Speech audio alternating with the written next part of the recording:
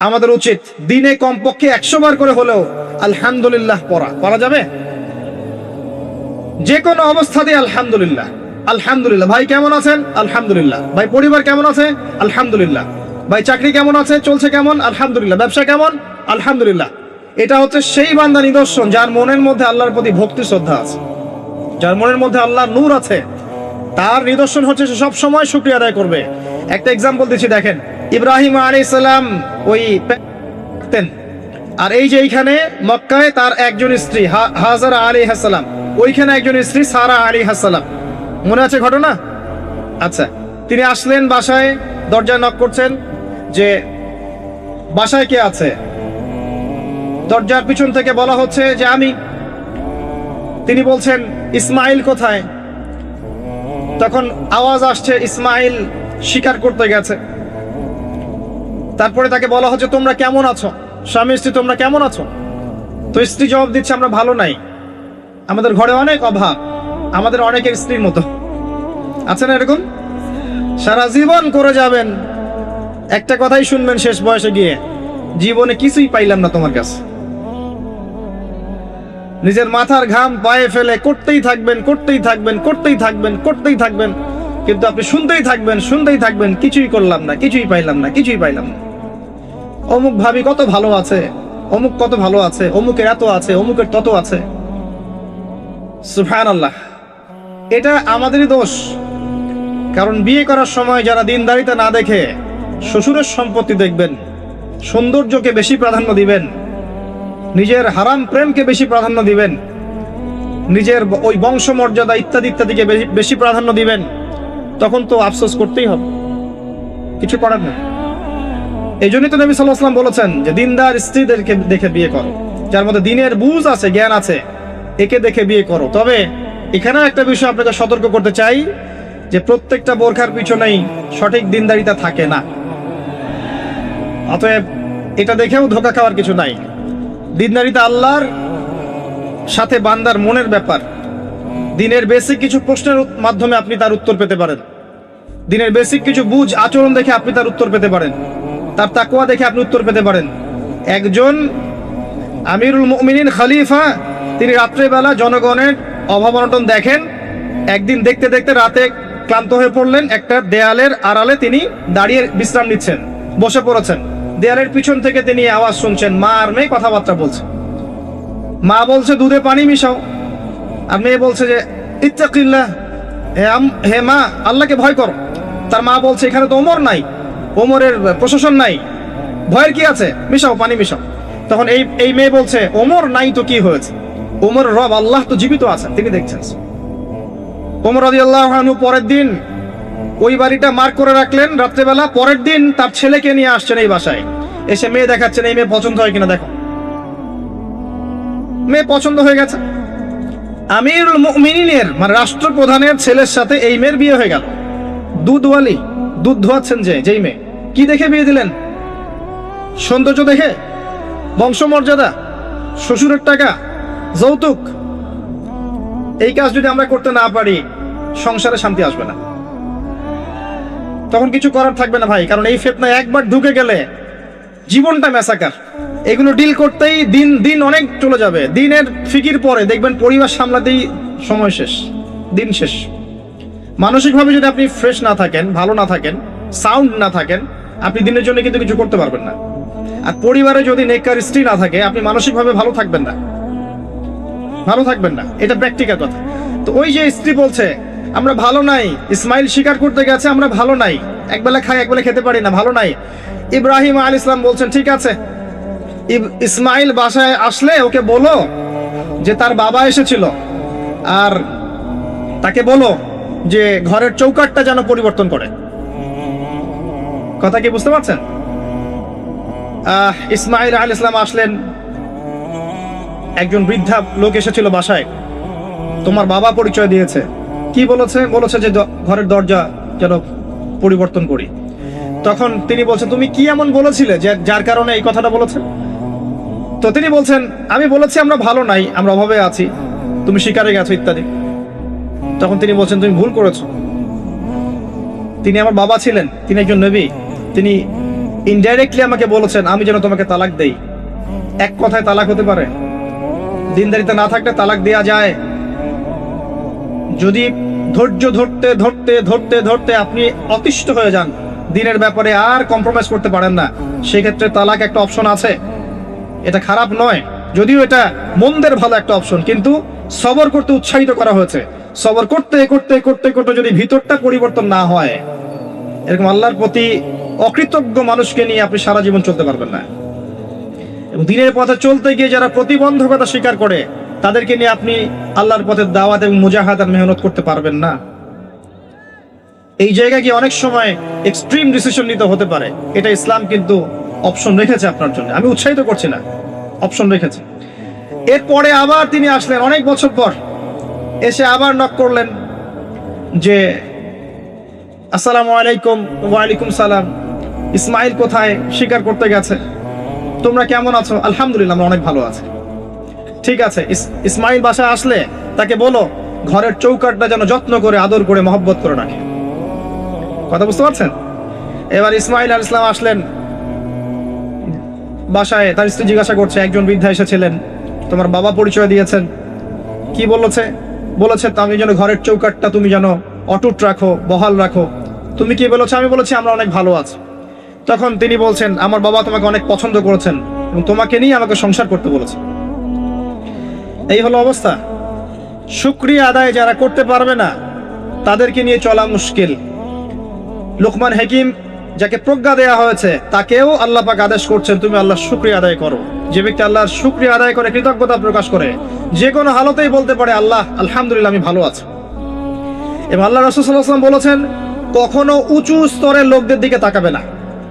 যার উঁচু বাড়ি আছে, তোমার চেয়ে উঁচু বাড়ি আছে, তোমার চেয়ে বড় গাড়ি আছে, তোমার চেয়ে বেশি টাকা আর্ন করে, ওদের দিকে দেখবে না, ওদের দিকে চোখ দিও না। বরং তোমার চেয়ে নিচে যারা আছে, দরিদ্র যারা, তোমার চেয়ে যারা দরিদ্র, ওদের দিকে তাকাও। তাহলে তুমি আল্লাহর নিয়ামতের শুকরিয়া আদায় করতে পারবে ইনশাআল্লাহ তাআলা। আমরা যদি হসপিটালে যাই, শুকরিয়া আদায় করতে পারবো না? যে এই যে হাজার হাজার মানুষ শুয়ে আছে, কারো ক্যান্সার, কারো ডায়াবেটিস, কারো অমুক, কারো তমুক, কারো অ্যাক্সিডেন্ট, কারো এইটা সেইটা, কারো ব্রেন টিউমার, কারো হার্টের সমস্যা, কত সমস্যা। কেউ হাঁটতে পারে না, কেউ বসতে পারে না, কেউ শুইতে পারে না, কেউ শুইলে ঘুমাতে পারে না। আমরা ভালো আছি না? আলহামদুলিল্লাহ, কৃতজ্ঞতা। যখন আপনি আপনার চেয়ে বিপন্ন কোনো মানুষকে দেখবেন, দেখে যদি এই দোয়াটা পড়েন, আলহামদুলিল্লাহিল্লাযী আফানি মিম্মা ইবতালাকা বিহি ওয়া ফাদ্দালানি আলা কাসীরিম মিম্মান খালাকা তাফদীলা। আল্লাহর শুকরিয়া আদায় করছি যে আল্লাহ তোমাকে যে বিষয় দিয়ে পরীক্ষা করেছেন, আমাকে তার থেকে নিরাপদ রেখেছেন, এবং হাজার মানুষের চাইতে আল্লাহ পাক আমাকে উত্তম জায়গায় রেখেছেন, ভালো রেখেছেন। এই দোয়াটা যে ব্যক্তি পড়বে, ওই বিপদ তাকে স্পর্শ করবে না ইনশাআল্লাহ। এভাবে আপনি আল্লাহর শুকরিয়া আদায় করতে পারেন। আর আল্লাহ পাকের শুকরিয়া আদায় করার সবচাইতে বড় নিদর্শন হচ্ছে আপনি আল্লাহর আদেশ নিষেধ মেনে চলছেন কিনা। যে ব্যক্তি আল্লাহর আদেশ এবং নিষেধকে মেনে চলছে, এ ব্যক্তি প্রকৃতপক্ষে আল্লাহর শুকরিয়া আদায় করছে, তাই নয় কি?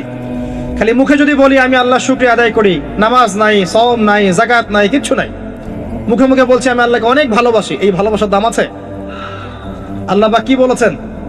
যে তোমরা যদি আল্লাহর ভালোবাসা পেতে চাও, কুল ইন কুনতুম তুহিব্বুনাল্লাহ ফাত্তাবিউনি, আমার অনুসরণ করো। কার অনুসরণ? মুহাম্মদ সাল্লাল্লাহু আলাইহি ওয়াসাল্লামের অনুসরণ করো, তার সুন্নাহ মাফিক জীবন করো। ইনশাআল্লাহ আল্লাহ পাক তোমাদেরকে মাফ করে দিবেন, আল্লাহও তোমাদেরকে ভালোবাসবেন ইনশাআল্লাহ। লুকমান আলাইহিস সালামকে আমি আলাইহিস সালাম বলছি এই অর্থে তার উপর শান্তি বর্ষিত হোক, এই অর্থে বলছি।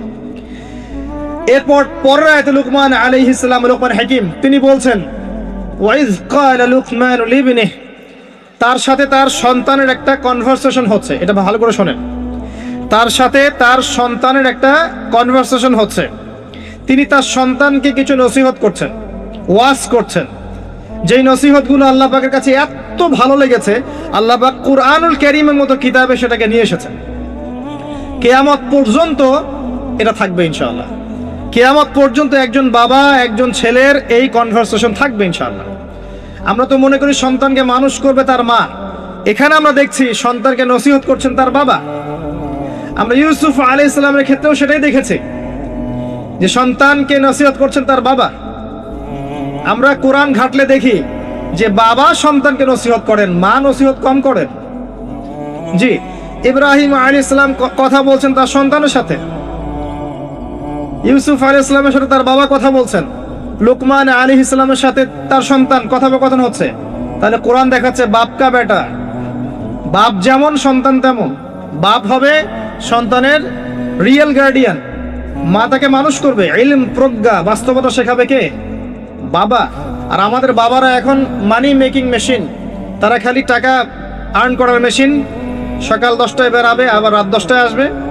সন্তানের সাথে বাবার কোনো মিল মহব্বত নাই, দেখাশোনাই নাই। এটা ঠিক নয়।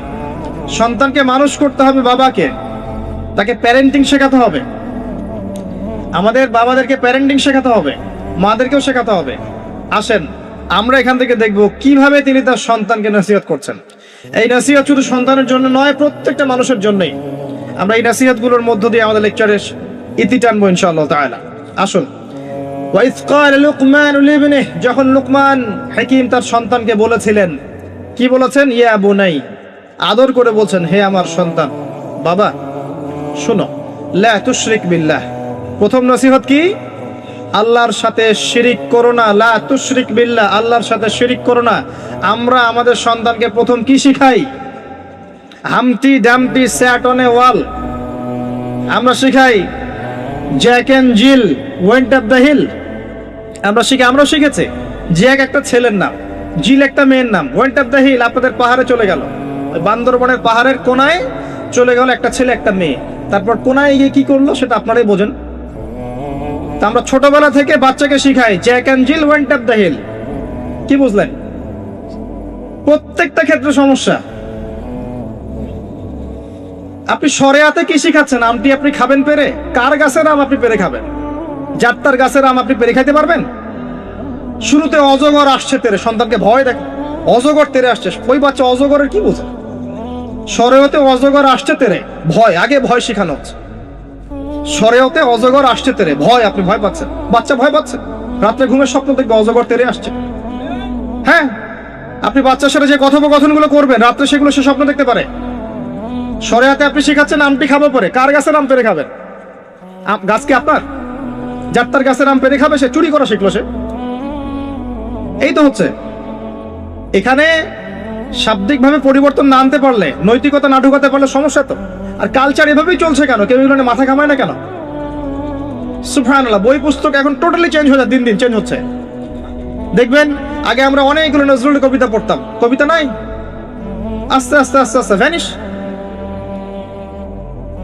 একটা ভিতর থেকে একটা আদর্শ আপনাকে ইনজেক্ট করা হচ্ছে। কোন আদর্শ সেটা আপনি খুঁজে বের করেন, এবং যে আদর্শটা রাখা উচিত সেটাকে আস্তে আস্তে মাইনাস করা হচ্ছে। কোনটা সেটা আপনি ভাবেন। সন্তানকে বাবা শেখাচ্ছে ইয়া বুনাই লা তুশরিক বিল্লাহ। কোন পরিবারে এই লুকমান আলাইহিস সালামের মতো পিতা সন্তানকে শেখায় ছোটবেলায়, বাবা আল্লাহর সাথে শিরিক করো না? এটা একটা জায়গায় সম্ভব যারা ইসলামিক লাইনে পড়াশোনা করছেন, মাদ্রাসায় পড়াশোনা করছেন। আর এখানে আমরা এমন ভাবে তাকাই এদের দিকে যেন এরা সমাজের সবচেয়ে নোংরা কিট নাকি, নাউযুবিল্লাহ। তো দেখেন, আমরা আরো শেখাই বাবা তোমাকে বড় হতে হবে, নিজের পায়ে দাঁড়াতে হবে, বৃদ্ধ বয়সে বাবাকে দেখতে হবে, মাকে দেখতে হবে, প্রতিষ্ঠিত হতে হবে। আগে আমরা বাচ্চাদেরকে এগুলো শিখাই। আর লুকমান হাকিম তার সন্তানকে শেখাচ্ছেন প্যারেন্টিং। দেখেন, ইসলামিক প্যারেন্টিং, যে প্যারেন্টিংটা আল্লাহ পাক কবুল করেছেন, কোরআনে নাজিল করেছেন, কিয়ামত পর্যন্ত থাকবে ইনশাআল্লাহ। বাবা আল্লাহর সাথে শিরিক করো না। আগে সন্তানকে শেখান শিরিক কি জিনিস, তাওহীদ কি জিনিস। তখন বাবা সন্তান প্রশ্ন করবে বাবা শিরিক কি, তখন আপনি আস্তে আস্তে ওর বুঝ অনুযায়ী ওকে বলবেন। ওর বয়স যদি 5 বছর হয় একটা কথা বলবেন, 10 বছর হলে আরো বেশি বোঝাবেন, 15 হলে আরো বেশি বোঝাবেন। যখন ম্যাচুরিটি যেমন তেমনি বোঝাবেন। যদি ম্যাচুরিটি হয়ে যায় আপনি বোঝাবেন যে বাবা শোনো, শিরিক মোটামুটি 3 রকম হয়ে থাকে। মানুষ কথায় শিরিক করে, কাজে শিরিক করে, এবং মানুষ বিশ্বাসে শিরিক করে। যেমন কেউ যদি মনে করে বাবা যে আল্লাহ বলতে কেউ নাই, তাহলে শিরক হবে। কেউ যদি মনে করে সৃষ্টিকর্তা আল্লাহ নয় অন্য কেউ, তাহলে শিরক হবে। কেউ যদি মনে করে যে আল্লাহর পাশাপাশি আরো সৃষ্টিকর্তা আছে, তাহলে শিরক হবে। সন্তান বুঝবে না, একটা স্কুলের বাচ্চা বুঝবে না, ক্লাস 9-10 এর বাচ্চা বুঝবে না, কলেজের বাচ্চা বুঝবে না, একদম ছোট বাচ্চা কিছুই বোঝে না, ওকে বোঝানো যায় না আল্লাহ তোমাকে সৃষ্টি করেছেন, আল্লাহ ছাড়া কেউ নাই সৃষ্টিকর্তা। আল্লাহ তোমাকে সৃষ্টি করেছেন হয়তো বুঝবে না, আল্লাহ তোমাকে বানিয়েছেন ও বুঝবে না। আল্লাহ তোমাকে বানিয়েছেন, এই দেখো বাবা বাড়িটা আমরা বানিয়েছি, তোমার বাড়ি আমাদের বাড়ি আমরা বানিয়েছি, ও বুঝবে না? আল্লাহ তোমাকে বানিয়েছেন, তুমি মায়ের পেটে ছিলে, সেখান থেকে আল্লাহ তোমাকে দুনিয়ায় নিয়ে এসেছেন, বুঝবে না? বাচ্চাদের একটা ফিলোসফি থাকে, বাচ্চারা অনেক কিছু বোঝে, জানেন? বাচ্চারা অনেক কিছু বোঝে। একটা বাচ্চাকে আপনি বলেন প্যান্টটা খোলো, তো ও খুলবে না জীবনেও। একটা বাচ্চাকে বলেন এই তোমার প্যান্টটা খোলো, দেখি তুমি মুসলমানি করেছো কিনা।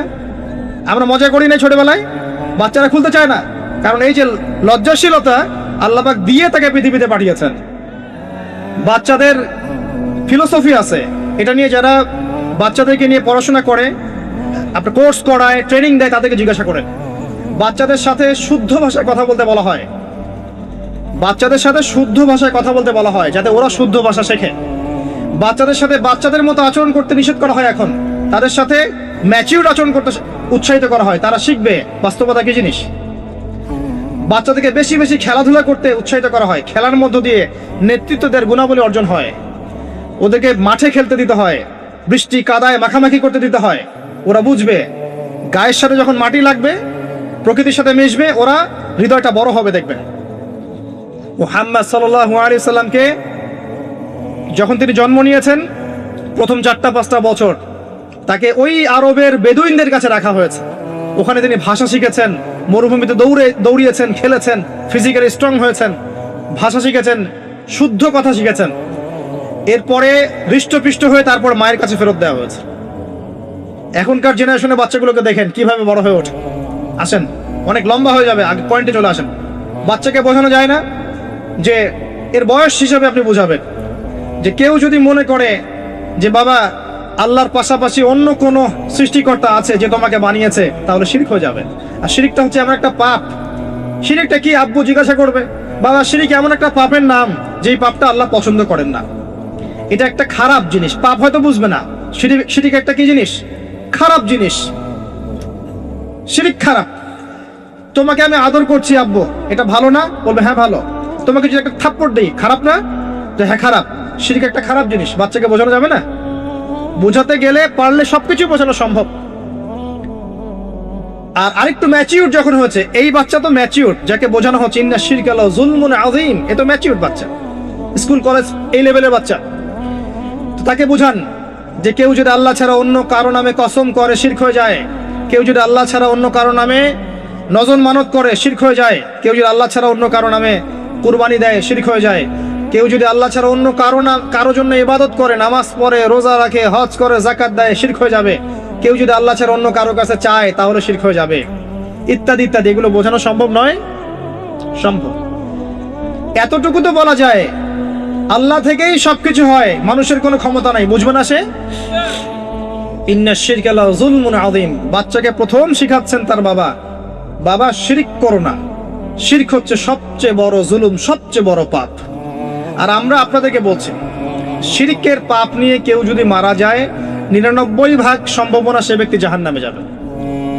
99% সম্ভাবনা কেউ যদি শিরকের পাপ নিয়ে মারা যায়, 99% সম্ভাবনা হচ্ছে সে ব্যক্তি জাহান্নামে যাবে। কারণ আল্লাহ পাক শিরকের গুনাহ ছাড়া যে কোনো গুনাহ মাফ করতে পারেন, শিরকের গুনাহ আল্লাহ পাক মাফ করেন না। শিরক ছাড়া যে কোনো গুনাহ আল্লাহ যাকে ইচ্ছা মাফ করতে পারেন। আমরা কি শিরক করব? তাওহীদ শিখবেন। একটা বইয়ের নাম বলে দেই, পড়ে নিয়ে তাওহীদ শিখতে পারবেন। বইটার নাম কিতাবুত তাওহীদ। কি নাম? কিতাবুত তাওহীদ। এখানে শিরকের সমস্ত ক্লাসিফিকেশন দেয়া আছে। কি করলে, কি চিন্তা করলে, কি বললে, কি আমল করলে শিরক হবে, সব লেখা আছে। তাকদীরকে অস্বীকার করলে শিরক হয়ে যায়।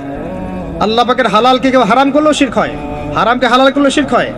এই যে এখন কিছু মানুষ বলছে মুহাম্মদ সাল্লাল্লাহু আলাইহি ওয়াসাল্লাম শেষ নবী নন, আরো নবী নাকি আসতে পারে। শিরক আর কুফর। কেউ বলছে যে ভাগ্য বলতে কিছু নাই, আমি নিজে যা করব তাই ভাগ্যে লেখা থাকবে, শিরক হয়ে যায়। এমনও বলছে মানুষ, এখন নতুন নতুন অনেক ফিতনা। এখন বলছে আমরা শুধু কোরআন মানি, হাদিস মানি না। আছে না? শিরক এবং কুফর। আসেন, এরপরে তার সন্তানকে তিনি কি বলছেন? আল্লাহ পাক এই কথাগুলো সবার জন্য নসিহত করছেন।